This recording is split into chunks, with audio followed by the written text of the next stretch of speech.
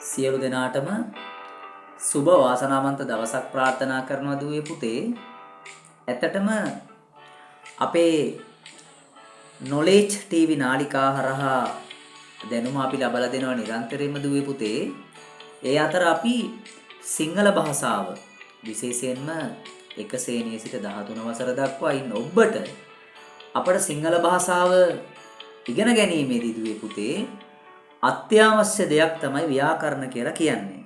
දැන් බලන්න ව්‍යාකරණ දන්නේ නැතුව පුවත්පත් ලිපියක් අපිට ලියාගන්න හරියට පුළුවන් කමක් නැත්තේ නෑ. පාසලේදී දෙන රචනාව අපිට ලියාගන්න පුළුවන් කමක් නැත්තේ නෑ දුවේ පුතේ. සදොස් තැන්, ඒ කියන්නේ වැරදි තැන් බොහෝ අපි දකිනවා. අපි බලමු අද දවසේදී අපේ Facebook මාධ්‍ය ජාලය ඔස්සේ සහ අපේ YouTube නාලිකාවන් ඔස්සේ අපි ඔබට ඉදිරිපත් කිරීමට බලාපොරොත්තු වෙනවා දූ දරුවනේ අම්මේ තාත්තේ. අපේ ආදරණීය දුවදරුවන්ට අපි උගන්වමු කවියෙන් කොහොමද අපි මේ සිංහල මතක තියාගන්නේ කියලා. අපි කලින් වතාවේදී මතක් කළා අපේ channel එකත් එක්ක රැඳිලා ඉන්නකොට අපි ශිෂ්‍යත්වයේ විෂයන් පහම උගන්වනවා.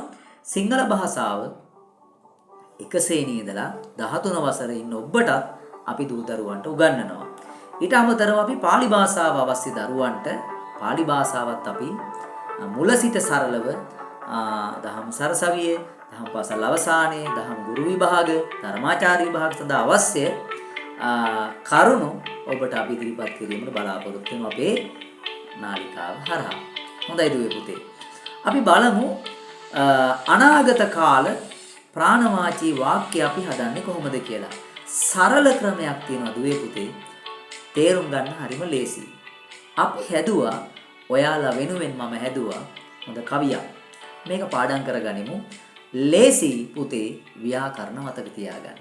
ශිෂ්‍යත්වයේ දින ඔබේ දුවට පුතාට පාසලේ ඉගෙන ගන්න ඔබේ දුවට පුතාට පුළුවන් මේ දැනුම අලුත් කරගන්න මේ කවි වලින්.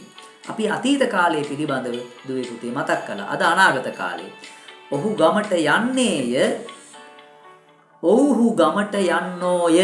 ඔබට ඇහෙනව පුතේ අග ක්‍රියාපදේ නේය සහ නෝය කියලා શબ્දයක්. මොකද්ද? නේය සහ නෝය කියලා શબ્දයක් දුවේ පුතේ ඇහෙනවා. ප්‍රාණවාචී වුණාම පණ තියෙන කෙනෙක් වෙන්න එපාය. එතකොට ඒක සචේතනික නැත්තම් ප්‍රාණවාචී. නැත්තම් අපි කියනවා පුරුෂලිංග නාමපද කියලා. අපි බලමු මෙන්න මේ සරල කවිය. පාඩම් කරගන්න හරි ලේසි. ගුරුවරයා පාසලට යන්නේය. ගුරුවරු පාසලට යන්නෝය. ශිෂ්‍යයා අකුරු ලියන්නේය. ශිෂ්‍යයෝ අකුරු ලියන්නෝය. දුවේ පුතේ බලන්න ඊටාත්ම වැදගත්. කොහොමද අපි බලමු ඒ කවිය. පිරිමි වුණොත් අනාගතේ ඒක වචනේ නේය යෙදේ. පිරිමි වුණොත් අනාගතේ බහුවචන දිනෝය යෙදේ. ඊටාම සරලයි. පාද දෙකයි අපට පාඩම් කරගන්න තියෙන්නේ දුවේ පුතේ. පිරිමි වුණොත් අනාගතේ ඒක වචනේ නේය යෙදේ. පිරිමි වුණොත් අනාගතේ බහුවචන දිනෝය යෙදේ. පිරිමි කෙනෙක් කාවුත් මුලට කත්රු අනාගත කාලේ ක්‍රියාපදේ පුතේ ඉවර කරන්නේ නේය කියන ප්‍රත්‍යයෙන්. ක්‍රියාපදයටම තමයි දුවේ පුතේ ආඛ්‍යාත පදේ කියලාත් අපි කියන්නේ. ඒක නිසා දූ දරුවනේ මතක තබා ගන්න අපි මේක පාඩම් කරගන්න විදිය. නැවතත් අපි කවිය කියමු බලන්න. අම්මලා තාත්තලා හැමෝම එකතු වෙලා කවිය නිතර කියලා පාඩම් කරගන්න. එතකොට අපට අනාගත කාලේ වාක්‍ය කවදාවත් අමතක වෙන්නේ නැහැ දුවේ පුතේ. නේය යෙදෙනවා ඒක වචන වාක්‍යයේදී. නොය යෙදෙනවා බහුවචන වාක්‍යයේදී. බලමු නැවත වතාවක්. පිරිමි වුණොත් අනාගතේ ඒක වචනේ නේය යෙදේ. පිරිමි වුණොත් අනාගතේ බහුවචන දිනෝය යෙදේ. පිරිමි වුණොත් අනාගතේ ඒක වචනේ නේය යෙදේ. පිරිමි වුණොත් අනාගතේ බහුවචන දිනෝය යෙදේ. ප්‍රාණවාචී වාක්‍යවලදී ඒක වචනේදී මිනිසා ගමට යන්නේය. මිනිස්සු ගමට යන්නෝය. ඉංජිනේරුවා සැලසුමක් හදන්නේය. ඉංජිනේරුවෝ සැලසුමක් හදන්නෝය. මිතුරා ගමට යන්නේය. මිතුරෝ ගමට යන්නෝය. ඉතාම සරලයි. අපි එහෙනම් මේක පාඩම් කරගනිමු.